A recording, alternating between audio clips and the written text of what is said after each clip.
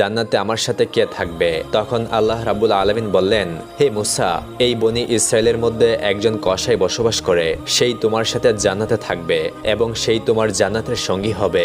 এবার হযরত মুসা আলাইহিস সালাম বিনয়ের সাথে আল্লাহ রাব্বুল আলামিনের কাছে জানতে চাইলেন, হে আল্লাহ, আমাকে তুমি নবী করে এই পৃথিবীতে পাঠিয়েছো, আমার সাথে তো জান্নাতে থাকার কথা কোনো আল্লাহওয়ালা বুজুর্গ দরবেশ ব্যক্তি, কিন্তু আমার জান্নাতের সঙ্গী কেন কসাই হবে?